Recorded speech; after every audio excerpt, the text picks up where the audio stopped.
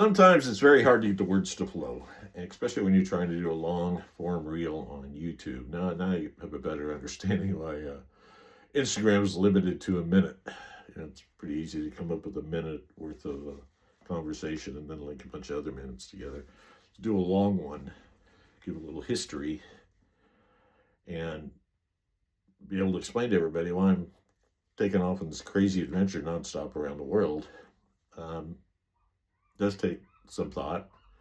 I need to kind of slow down my thought a little bit and stay focused on the goal at hand. Okay. Uh, let's go first with a little bit of background. I owned a boatyard for 30 years. Loved every minute of it. It was a great business. Started it from scratch.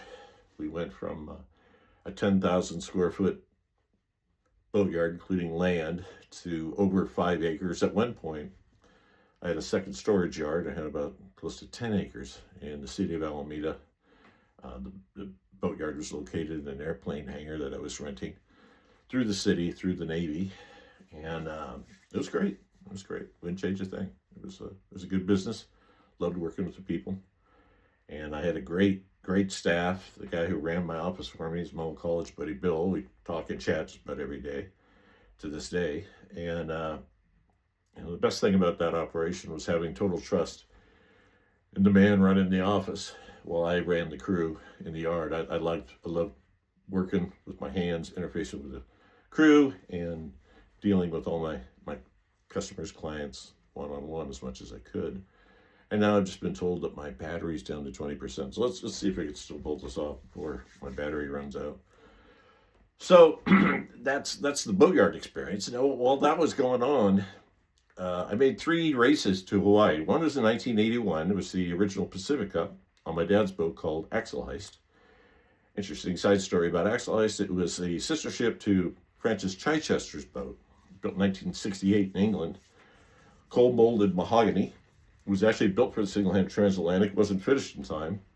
When my dad found the boat, it was up in Michigan. So we shipped it here and did the race. Did the first running of the Pacific Cup. Lots of fun. So then the next time I had a chance to go, I actually went single-handed. I did it on an Olsen 30. And it was probably one of the windiest single-handed transpacks on record. Guy by the name of Bill Stengy, also an Olsen 30, set a record that year. I was the 3rd boat in. My trip was, I think, just under 12 days. 11 days, 23 hours, something like that. And quite an experience. It really did change my life. And then, so the next time I went was in 1995. Went on a modified MacGregor 65. He used to call the Big Mac at the Maxis. But what we did that was kind of unique, John and I, is we put a Santa Cruz 70 rig on his boat. Why'd we do that? His mast was bad. We needed to get a new mast before we could do the trip. And I said, John, let's get a Santa Cruz 70 rig. It's going to make the boat more powerful, but it will also allow us to buy sails for like 20 cents on the dollar. Santa Cruz 70s were all the rage back then, and if they didn't like their sails, they just about give them away. So that part of the trip worked out great. We got some sails, real cheap. And in turn, it was really a slow year, but because it was the first year they allowed double-handed entrance in the LA Transpac, for us to finish first would mean that we set a record, and we did. There was only one other competitor. It was an old War boat.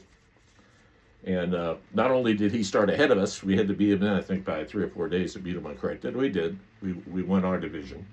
Very cool. I remember being at the trophy dinner, and there was Steve Fawcett, Larry Ellison and his crew, Roy Disney, Ron DeVos from, was it Amway or one of those? Anyway, a lot of heavy rollers there.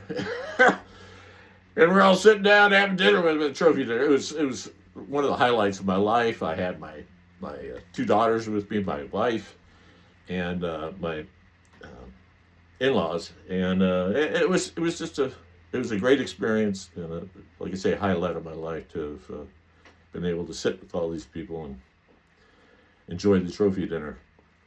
So then after that, not much sailing. Busy with business, life, family. And then, so let's jump forward now. That's my sailing experience. So I am qualified for doing a trip like this trip around the world solo nonstop. Now, when I first got this boat, it was after I'd done my tour on my bicycle around the state, after I had dealt with stage 4 bone marrow cancer. I needed a place to live other than being in a van or the first boat I bought, which I picked up for $500. And anyway, it was a $500 boat. But it sufficed, it gave me a place to live while I was dealing with the chemo. So now I'm on this Islander. Well, the boat's a little bit bigger. It's capable of going somewhere. I only paid $2,500 for it. Maybe I'll go cruising. So I thought about that for a bit. I gotta go for a cruise. I'm gonna stop at every island, every beach, every cove, have my boat, have my dinghy, and do that.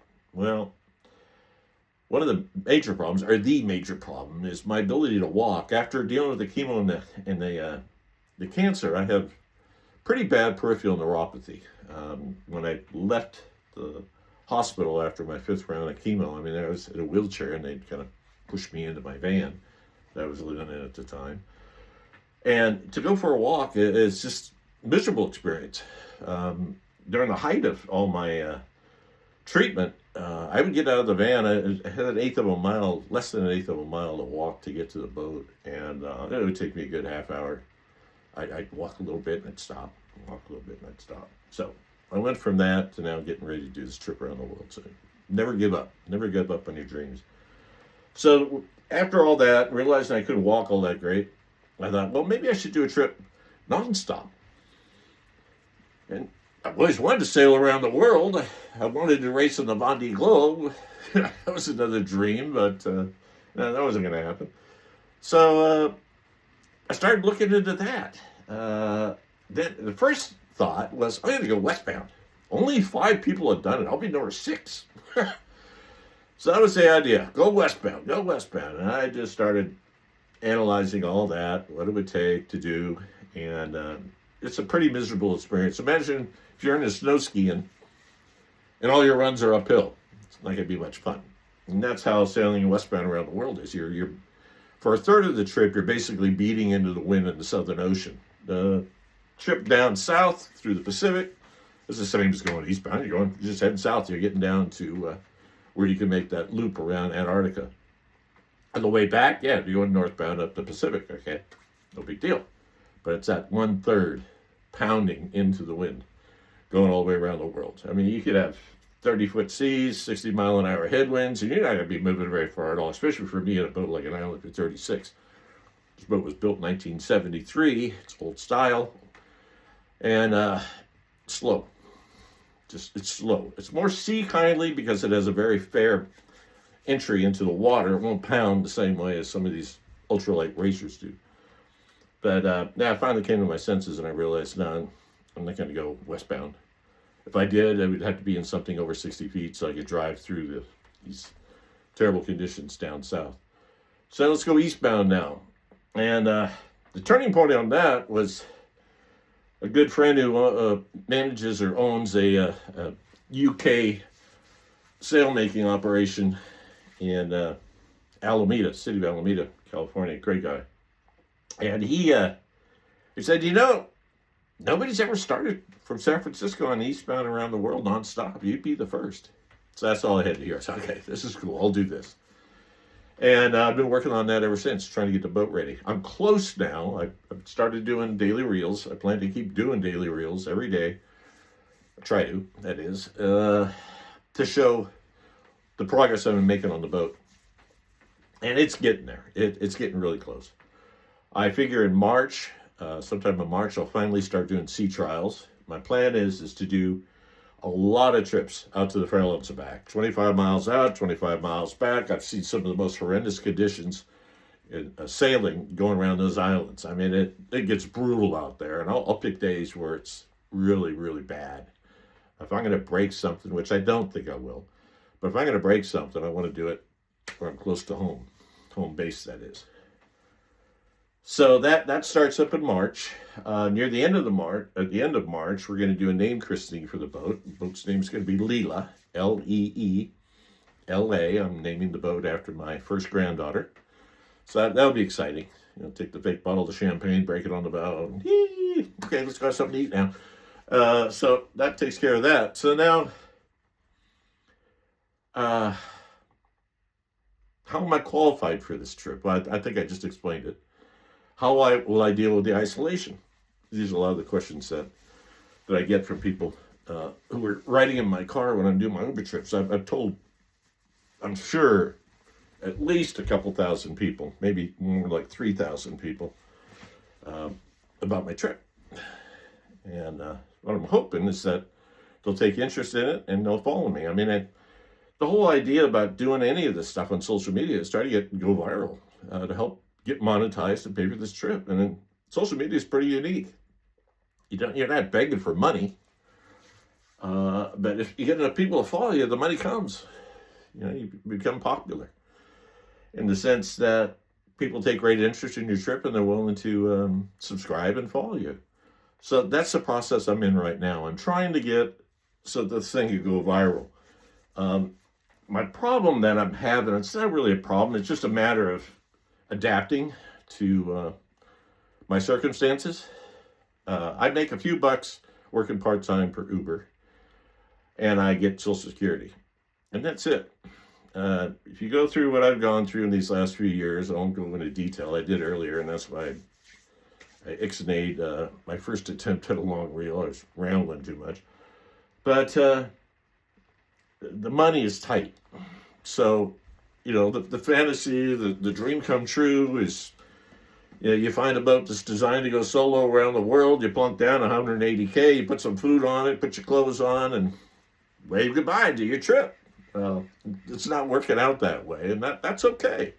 It's all right. I've done a lot of changes to this boat to make it safer, and I'll keep showing the changes in more detail. I've sort of done just a once-over with some of the stuff that I've done, but I haven't really explained it in detail on why I'm doing the things that I'm doing. And I think that will be interesting in future reels to show why I'm using this approach and why I've made the necessary modifications. And they're quite detailed. I mean, I'm looking at every part of the boat as if this thing is laying down on its side in the Southern Ocean. I've taken a knockdown. And I'm not looking for that kind of an issue to happen, but I think it's going to happen. I think it'll happen more than once. This boat can't get out of its way. It'll do about 7.5 knots. If you've got a 50-mile-an-hour tailwind blowing up behind you and 30-foot seas, so you get excited, Southern Ocean. Invariably, there's going to be a time where a wave's going to blow through and I'm going to be laid out on my side. Best way to get through that is once the event is over, you get back on your feet and start sailing again. And you're not doing triage inside the boat because things weren't put away properly or whatever. Just imagine the boat laying outside. You want everything to stay in place. And you won't want the boat leaking. You don't need hatches and lazarettes and all these kind of things that create issues. It's one of the reasons I sealed off all my lazarettes in the cockpit. And one of the reasons I took out my ice box, which is useless, because now I can climb all the way to the back of the boat, and that's very important. So I have access to 100% of the interior. What else can I say? Well, the whole trip's going to be on social media. It'll be on Starlink. So I'll be filming as much as I can, just about every day. I want people to be able to share the adventure with me. If there's a time where I can answer questions, and hopefully there'll be a bunch of questions as to what's going on, or what I'm trying to say is I want to take advantage of the social media and be able to share this journey with everyone. It's important to me. I could just head out like people have done in the past and spend the next 230 days in near isolation, which I don't know. I didn't seem too exciting. People ask me while we're driving, and rightly so. They say, "Well, won't you get lonely?" And so I don't think so. I think they're going to be so busy on the different social media accounts and sharing this journey that it's going to keep me plenty occupied. Also, the boat. When you're sailing on a trip like this, with the autopilots and auto homes and wind vanes nowadays, the boat pretty much steers itself about 80% of the time. You're essentially crewing for it. And the idea of doing a 16-hour stint at the tiller, um, 7 days a week, and you're going to burn out. And if you notice, I said tiller. I removed the wheel on this boat. There was absolutely nothing wrong with it, except a wheel goes to a quadrant goes to a combination of chain and cable. When you're doing 26,000 miles nonstop, the average boater, it's more than a lifetime of sailing. So the odds are that something could go wrong. The cable could stretch, it jump a ship, and now you got no steering whatsoever. I didn't like that. The other thing, too, about the wheel on these boats, it puts you in the far back portion of the cockpit. You kind of got to crawl around to get to the back side of the wheel. A lot of times I'll steer at the front side of the wheel. When I'm beating the weather, I'll sit on the coaming. But still, I said, no, this got to go. I'm going to put a tiller in. Tiller's direct drive. It won't break. So that in itself was a good enough reason to do this way, the trip this way. In fact, everything in the boat, I'm setting it up for one person. The bathroom, for instance, no sink. I took it out. I'm going to cap off the through hole. I don't need a sink in the bathroom. I'll probably use that thing only in the absolute worst of conditions when I don't want to do my business outside. What else can I say here right now? Well, my route. Let's look at the globe. I like this thing. Too bad I couldn't do all my navigation with this. Okay, yeah, they put the little dot here. They went this far today. Another dot here. It'll keep track of it. I'll put a little felt pen and I'll map out the route as I go. But essentially, let's keep this thing in the camera so it's only going to point in space. Anyway, so start up here in California, San Francisco, and we go dive south, all the way down to Cape Horn. There it is, Cape Horn. You see it right there? Cape Horn. So I'll go around that probably in December. Then I probably put a little north into my trip. And that'll get me further away from Antarctica. And then I got, what's this one over here? Cape Town, South Africa, yes. And then we got Cape Lund and the Indian Ocean. And then once I get to Australia, so people have asked, well, you got to go north of Australia through here? Yeah, I don't know, I might. There's no rule says I can't.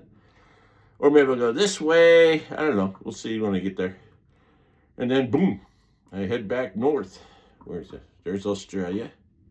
Okay. There we go. Yeah. Okay, there we go. Oh, there's a, what's that, Cape Town? Cape Town. Take a look here. Yeah, South Africa, Cape Town. Yeah, I get to get better with my geography. I'm sure I'll be pretty good at it by the time I get done. And then, anyway, back here, and finish. Where am I finishing? Oh, I'm finishing right here. Okay. All right. Well, kind of bombed on my my map. I'll do a better job next time around. So that's it for now. Hope you enjoy this. Just the beginning. Like I say at every reel, I'm learning how to talk online and share my story, and hopefully you all find it interesting. Tell a friend. I really need lots of people to follow me. I need to get monetized. I'll probably set up a GoFundMe site. In fact, I will. I'm working with AI right now. I'm trying to do what I call build a foundation through AI, where I cover all the bases. And then as I'm doing more and more of the social media content, I've got everything set up properly. There's a lot to it, and I'm finding that out on a daily basis. I talk to people in the city. I meet so many people who are in tech and AI, YouTube, TikTok, Facebook, you name it. I mean, this is the heartbeat of technology here in San Francisco. So that's been very, very helpful. So I think where are we at? Running about 20 minutes now. I think I'll stop here. Uh, I'll do another one of these, and I'll probably repeat myself too many times. I have a tendency to do that. Let's blame that on age. I'm 66. But I am a stroke survivor, blood sepsis survivor, and now stage 4 bone marrow survivor. Um, I'm here for a reason. I believe that wholeheartedly. If you run the numbers on the illnesses that I've had, the percentage of people that survive it, it's less than 1%. So there's a reason I'm here. There's a reason I'm going to do this trip. I think more than anything else, it's to inspire others. I've had people tell me it's a testimony.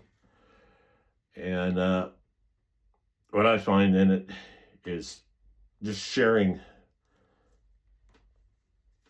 When I drive with my riders for Uber, I mean, I've had some incredible meetings with people. You know, even just for a few minutes, they feel like family. I mean, it's more so than anything else. Life is amazing. I tell people that every day is a gift, and there are no bad days. It took me 66 years, 3 major illnesses to finally realize that. You know, we're only here for a short time, and make the best of it that you can. So important. I wasn't going to bring this up, but I'll mention it. In May, I got this rash. Started out harmless enough, but what caused it? Is it something I ate? I don't know. But it kept getting worse. I went to my primary doctor, and they couldn't figure it out. They prescribed some cream, asked me if I'd been too close to poison oak or if I'd changed my shampoo. A few more days went on, and I was getting really sick. The rash had actually moved internal, and not to sound disgusting, but my gums, the bones started to protrude through my gums, and my breathing was labored. I literally was in Sausalito, California, charging my car, talking to my buddy Bill, and Bill says, maybe this is time for you to go to look into hospice care. That's how close it got. So I finally started thinking again and said, I got to go to emergency. I got to find out what the heck's going on. So I went to Alta Bates in Berkeley. They didn't know what it was either.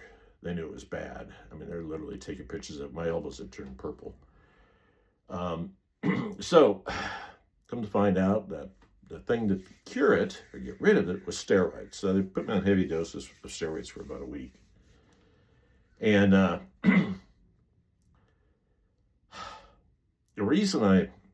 of the reasons I'm talking about this in detail and running over and getting sidetracked with this one situation I had is, let's go back again to driving for Uber and all the different amazing people I've had riding my car. Well, this one lady, she worked in the